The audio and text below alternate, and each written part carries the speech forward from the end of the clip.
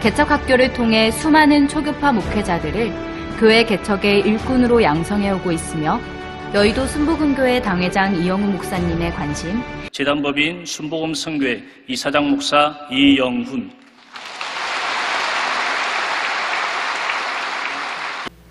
지금은 배 수확철입니다.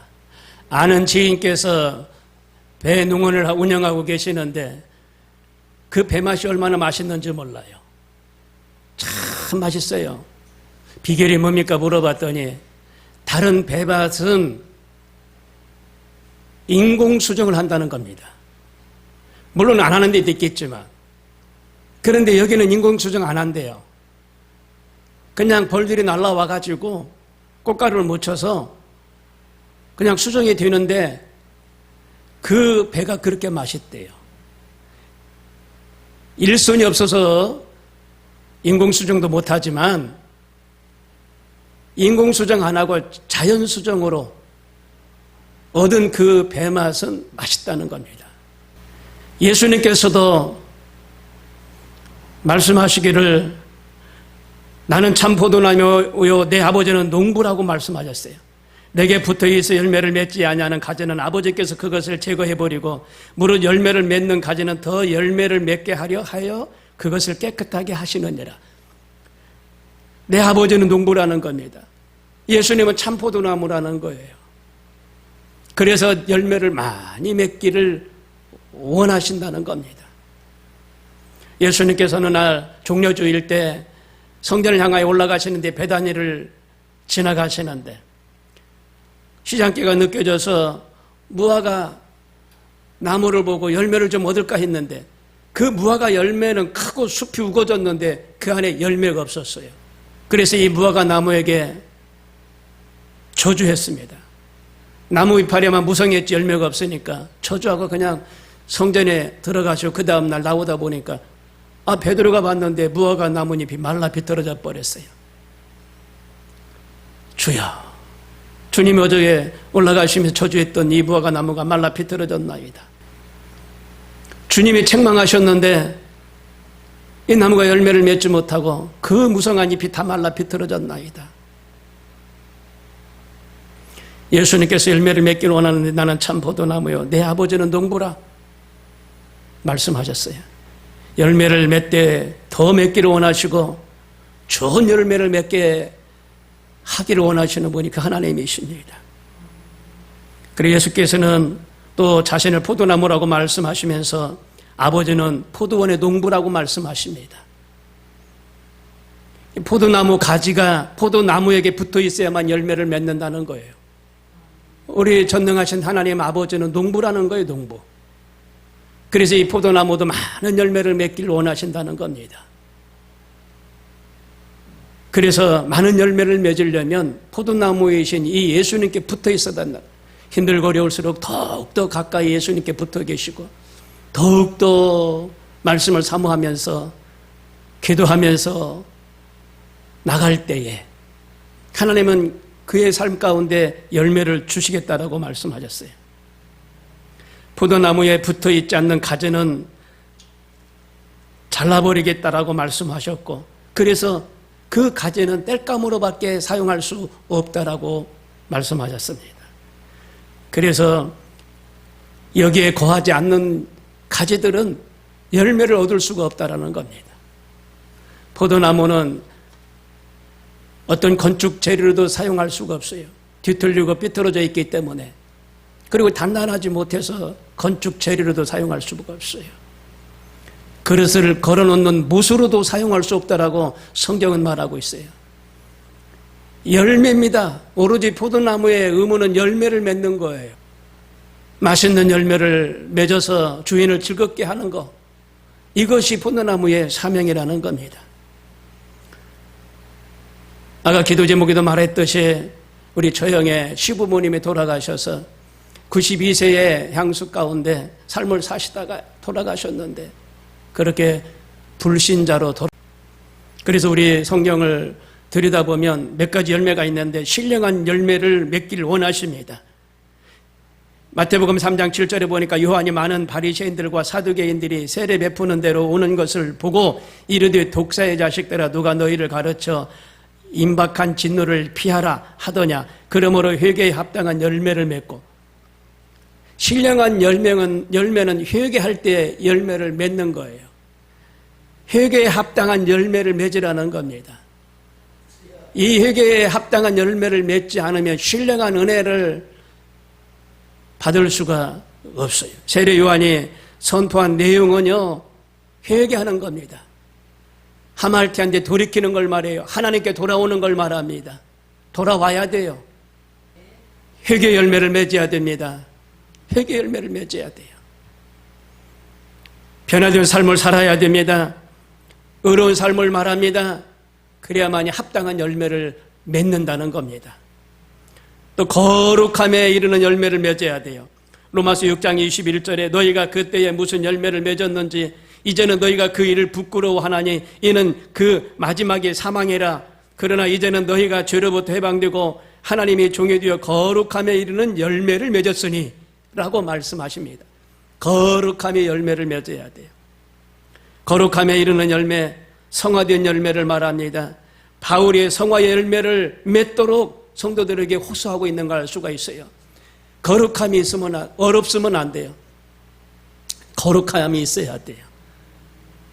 거룩함. 이게 너무나 소중한 자원 같아요. 고린도전서 1장 30절에 너희는 하나님으로부터 나서 그리스도 예수 안에 있고 예수는 하나님으로부터 나와서 우리에게 지혜와 의로움과 거룩함과 구원에 이르느니라 말씀하셨어요. 그래서 지혜와 의로움과 거룩함과 구원함, 이거 하나님이 주시는 은혜고 선물인 줄로 믿으시길 바랍니다. 그리고 고린도전서 6장 11절에 너희 중에 이와 같은 자들이 있더니 주 예수 그리스도의 이름과 우리 하나님의 성령 안에서 씻음과 거룩함과 의롭다 하심을 입었느니라. 씻음과 거룩함과 의롭다함을 입었느니라. 이것 또한 하나님의 은혜고 축복인 줄로 믿습니다. 그리고 성령 열매입니다. 갈라디아서 5장 22절에 오직 성령 열매는 사랑과 희락과 화평과 오래 참음과 자비와 양성과 충성과 온유와 절제니 이 같은 것을 금지할 법이 없느니라. 이게 9가지 열매예요. 열매. 성령 열매는 이 9가지 열매인데 이 9가지는 예수 그리스도와 연합하는 걸 말합니다. 예수 그리스도 연합하면 이 열매를 맺게 돼 있어요. 사랑과 희락과 화평과 오래 참음과 자비와 양성과 충성, 절제, 이 열매를 얻을 수가 있어요. 그리고 이 빛의 열매입니다. 에베소서 5장 8절에 너희가 전에는 어둠이었더니 이제는 주 안에서 빛이라. 빛의 자녀들처럼 행하라. 빛의 열매는 모든 착함과 의로움과 진실함에 있느니라 말씀하셨어요. 근데 우리는 빛이라는 거예요. 예수 그리스도로부터 빛을 받았어요. 빛.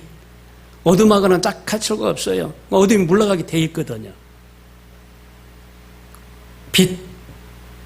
예전에는 믿지 않았으니까 어둠이었지만 이제는 빛이라. 빛의 자녀들처럼 행하라. 빛의 열매는 모든 착함과 의로움과 진실함이라 라고 말씀하셨어요. 의의 열매입니다. 빌립보서 4장 1장에서 9절 11절 보니까 내가 기도하노라 너희 사랑을 지식과 모든 충명으로 점점 더 풍성하게 하사 너희로 지극히 선한 것을 분별하며 또 진실하여 허물 없이 그리스도의 날짜까지 이루고 예수 그리스도로 말미암아 의의 열매가 가득하여 하나님의 영광과 찬송이 되기 원하노라. 빌립보서 1장에 말하고 있어요. 의의 열매가 있어요. 우리는 죄인이었는데 이제는 예수님이 죄를 씻어주시고 의의 옷을 입혀주셨어요. 의의 열매를 얻게 하셨어요. 의로운 자만이 천국에 갈 수 있거든요. 죄의 모습으로 갈 수 없습니다. 죄는 여기서 해결받아야 돼요. 해결받지 못하면 그 거룩한 저 천국에 갈 수가 없어요. 하나님은 거룩하니 너희도 거룩하라고 그랬거든요. 죄인이 어떻게 거룩한 자 앞에 섭니까? 못 서요. 그렇기 때문에 죄는 이 땅 것이기 때문에 해결을 여기서 받아야 돼. 그래야만 하나님 앞에 갈 수가 있어요. 그래서 의의 열매 맺어라. 회개하고 의로운 사람들이 되라고 말씀하십니다. 우리 자녀들 이거 깨닫게 하셔야 돼. 죄의 자녀가 아니라 의로움의 자녀들로 의의 옷을 입혀 주셔야 돼요. 예수 믿으면 구원받는 의의 옷, 의로운 열매를 맺도록 힘써 주셔야 돼요. 그리고 평강 열매입니다. 히브리서 12장 11절에 무릇 징계가 당시에는 즐거워 보이지 않고 슬퍼 보이나 후에 그로 말미암아 연단받은 자들은 의와 평강의 열매를 맺느니라 라고 말씀하셨어요. 그리고 입술의 열매입니다.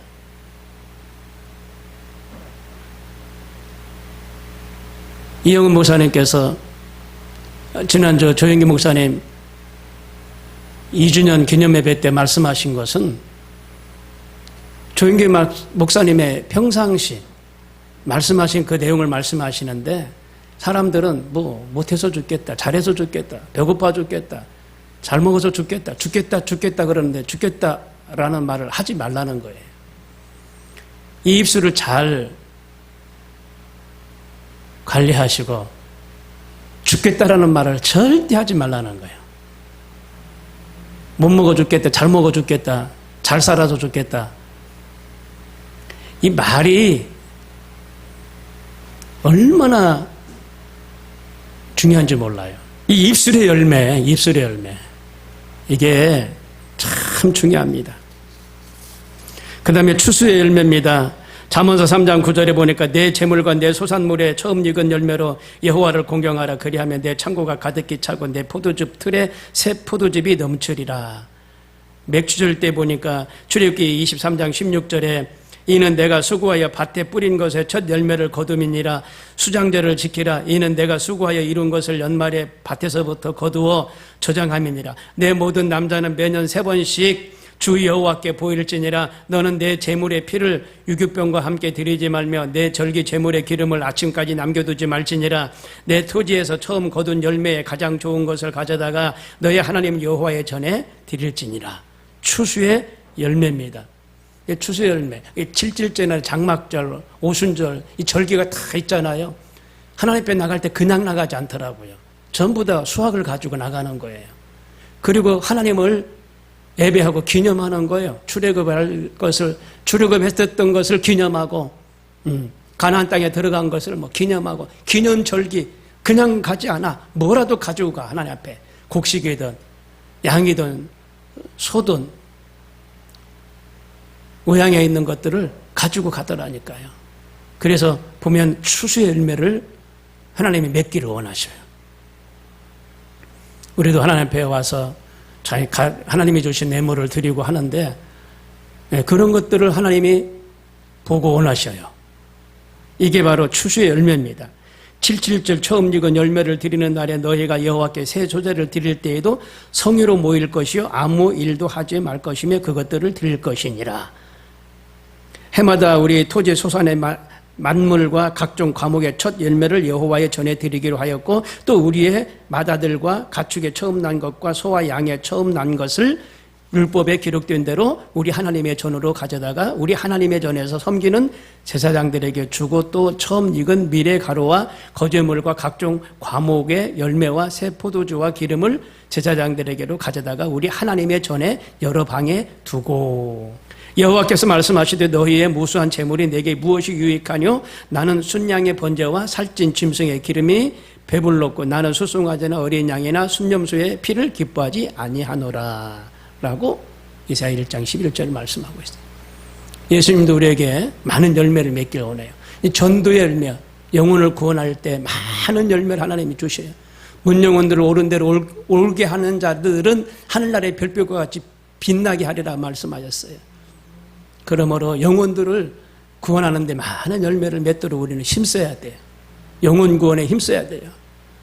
뭐라고 금방 당장 그냥 한 소리 들을 망정 해야 되겠더라고요. 예수님 믿으라고. 교회 나오라고 해야 되겠더라고요. 그 한 소리 들을까 봐 안 하는데 하나님은 강하고 담대한 마음을 주시잖아요. 그러니까 해야 되겠다고요. 다 같이 기도하겠습니다.